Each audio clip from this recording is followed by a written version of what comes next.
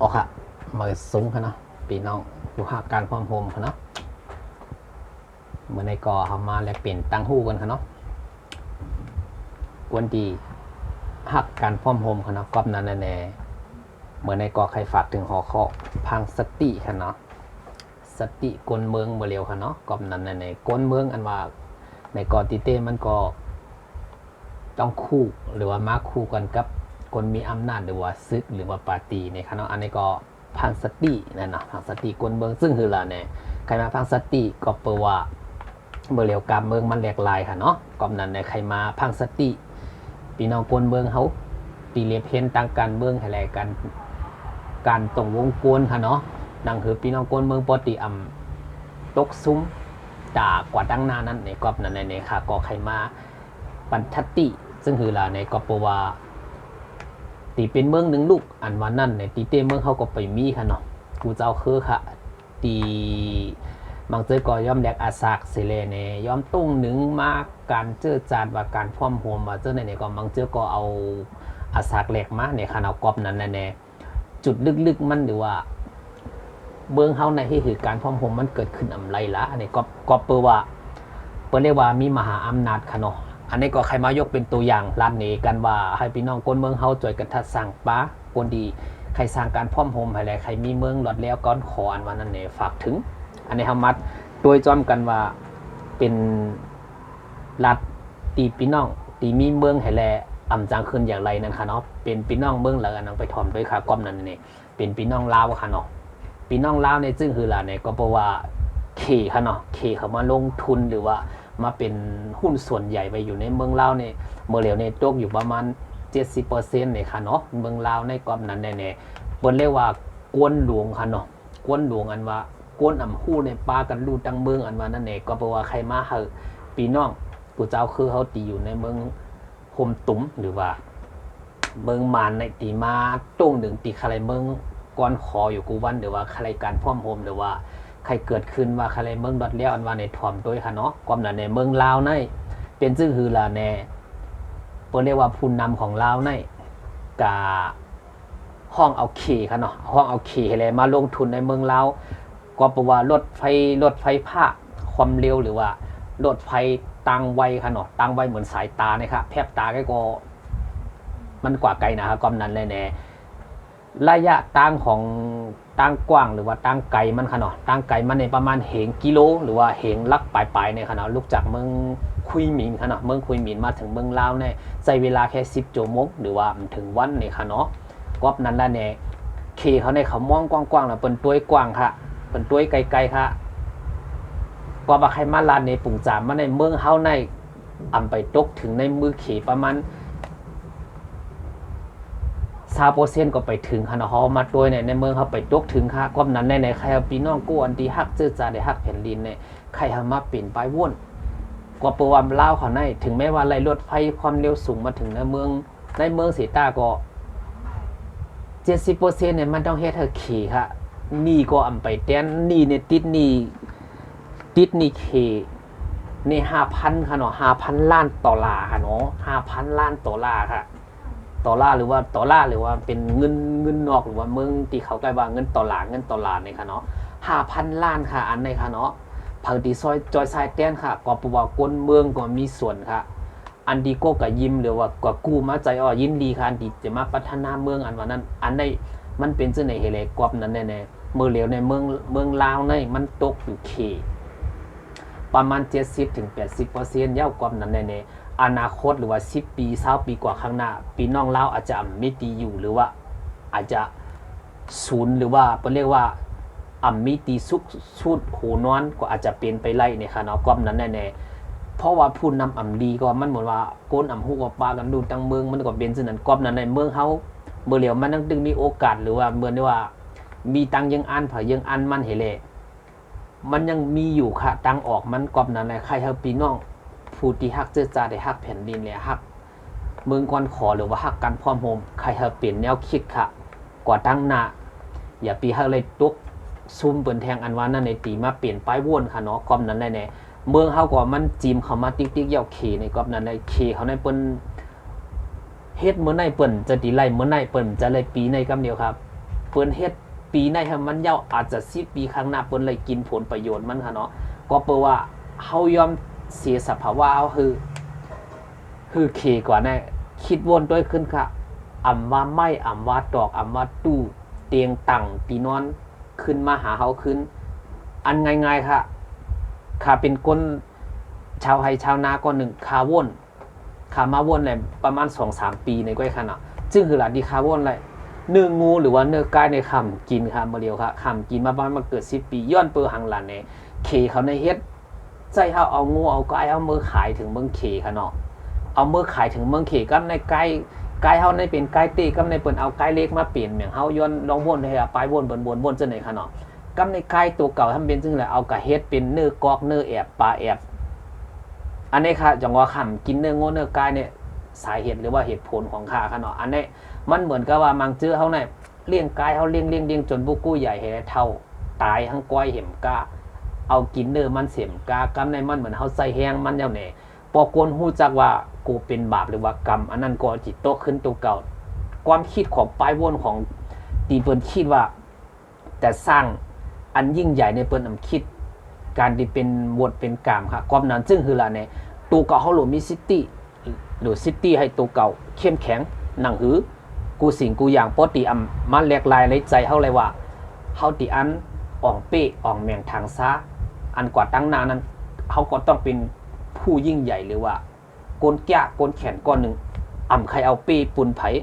ปืนก็อย่าปีมาเป้ปูนเฮากอบนั้นว่าให้มันอยู่ลองเพ่งเป้งเนี่ยกูก็ให้ฟังไว้หรือว่าสติพี่น้องก้นเมืองเสียมกาพี่น้องกูเจ้าคือขนาดย้อนนั้นแน่ๆก้นยิบกองกลางก็เหมือนกันค่ะ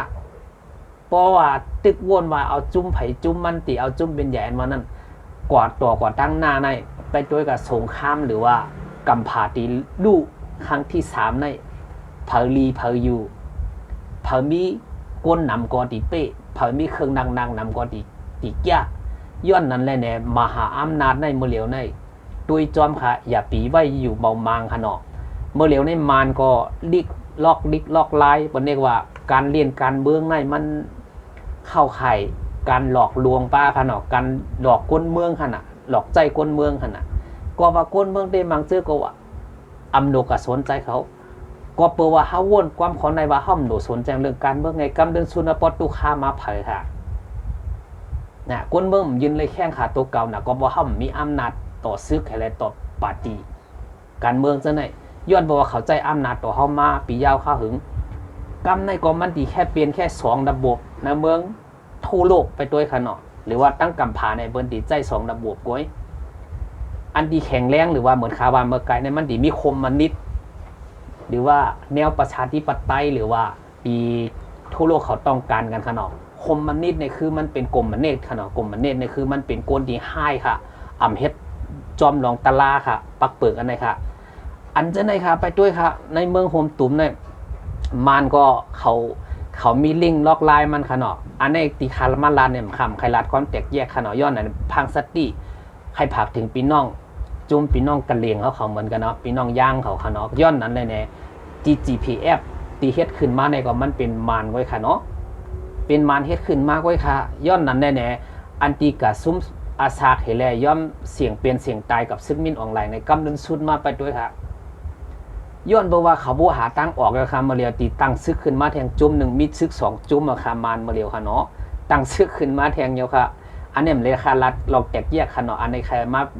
จอยกันแต่ตีเก้ม่นเมหนังคือปอตีพลิกล็อกมันเรียกว่าเฮาป่วนในล็อกไลน์ตีเฮา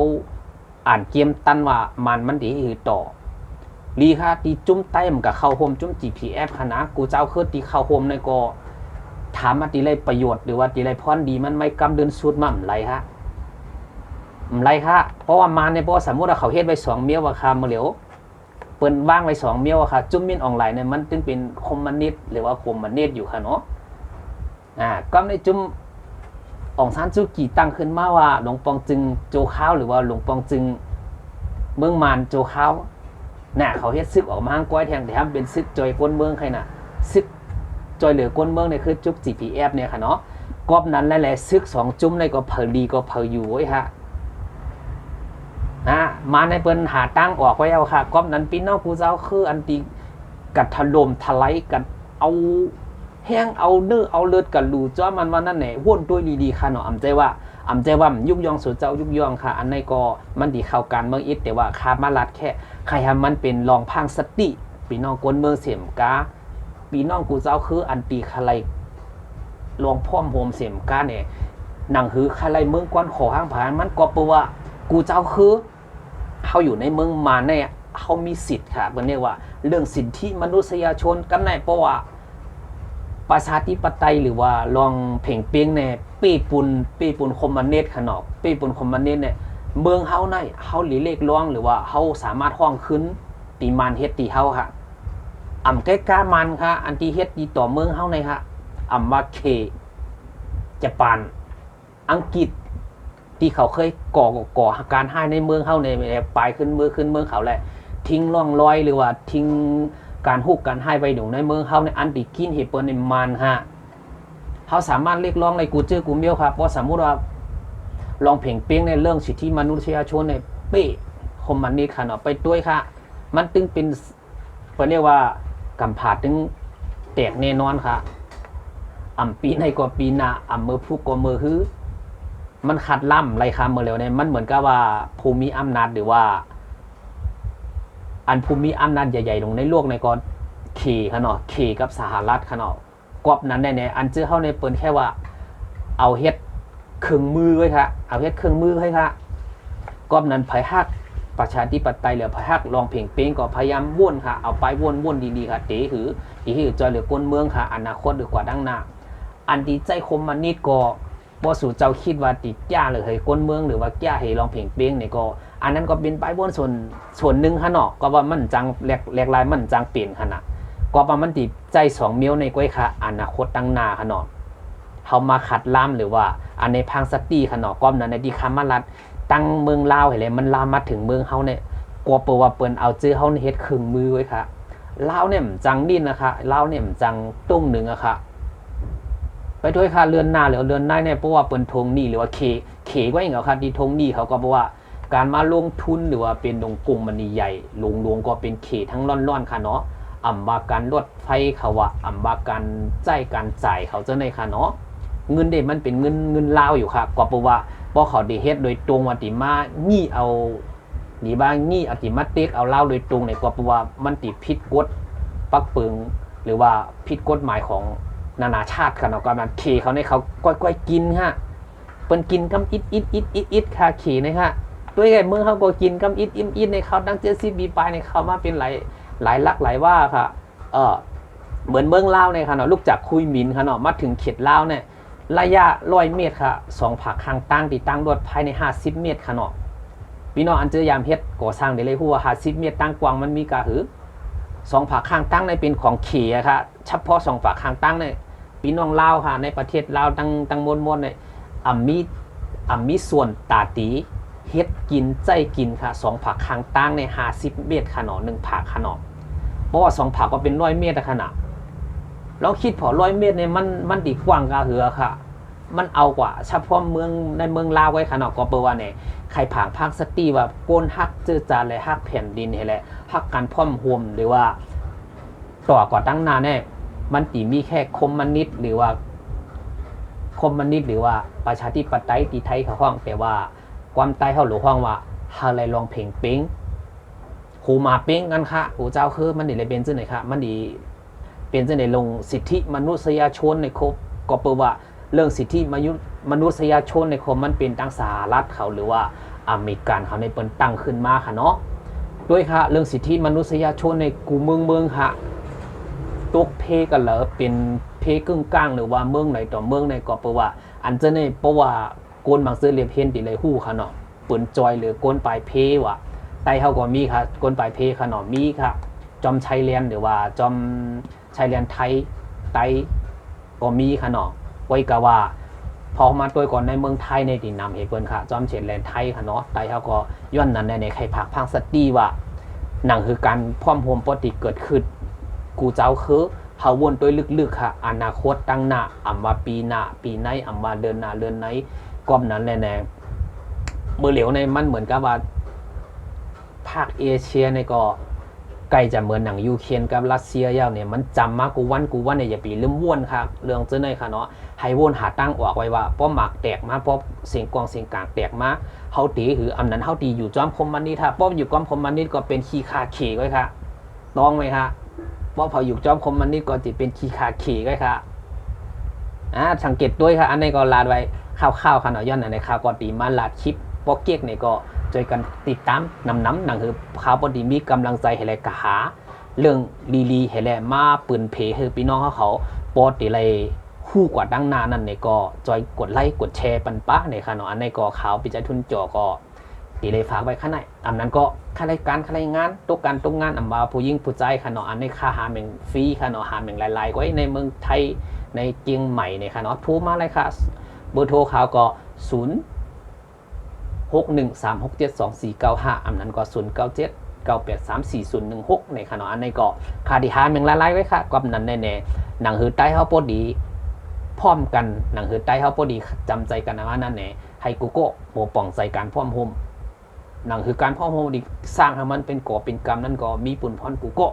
พี่น้องใต้50 เว้งเนี่ยค่ะเนาะเหมือนในก็เอาคลิปข้างในมาฝากในก็ป๊อกเก๊กก็อย่าลืมกดไลค์กดแชร์ป้าค่ะเนาะติดตามป้าสีแดงๆขวางขวามือนั่นอ๋อค่ะไม่สูงค่ะเนาะ